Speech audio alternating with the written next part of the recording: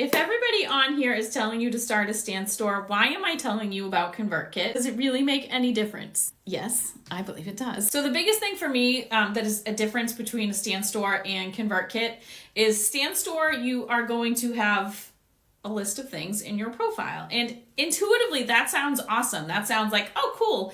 Everybody that like watches my videos and goes to my profile can look at all the stuff that I have and they can pick what they want and it'll be amazing. Everybody will get everything. In reality, it does not work that way. Because when you think about how TikTok works, you are like, can think of yourself as on the merry-go-round at the festival, right?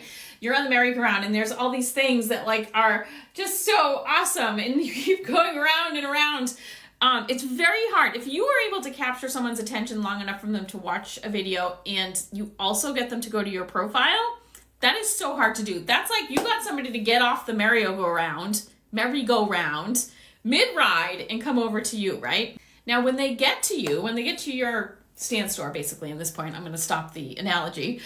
When they get off that merry-go-round and they end up on your stand store, they have two choices, basically. They can go back to their For You page, or they can look at the things that you have to offer on your stand store page and choose one. If they get to that stand store page and there is not 100% clarity on exactly which thing they should be clicking on, they're going to go back to the For You page because that's just easier. And when you're sitting and scrolling on TikTok, you're not really in the mindset of like, ooh, okay, let me read through each of these things. Let me click on all of them. Which one is for me? Why should I care about this? They're in the mindset of like, oh my God, that thing captured my attention immediately. I'm getting it. That's it. Or I'm going back to my For You page. If you give them too many decisions to make, if you give them too many options, it's way easier for them to go back to the For You page, which means all that work that you just did to capture their attention with your video, get them to go to your stand store was wasted because your stand store does not have the clarity that they need to keep them there and to show them exactly which button they should be clicking. Now, if you are a fantastic copywriter and you know exactly what to put in each of those places on all of those headlines and on the buttons and all of that stuff, then go ahead and use a stand store because they do absolutely work. I tested one for quite a bit a couple of years ago and they're fine.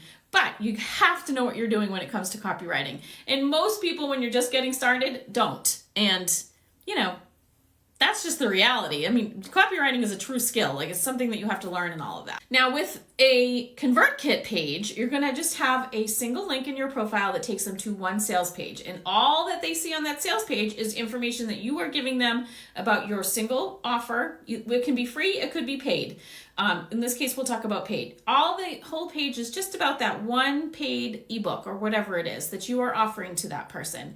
It's exactly what problem it's going to solve for them, how their life is going to be improved by it. There is no confusion about what they should be clicking or what they should be doing. The only decision they're making once they go to your profile, there's one link to click. It opens up a single page where they can choose to buy the thing that you have to offer them or not. That is a much easier decision for them to make. They're much more likely to stay on that page and to read through it and to make that decision than they are with multiple things in your stand store. Now, if you listen to all of this, you made it 4 minutes into this video and you're like, nah, I'm still doing a stand store.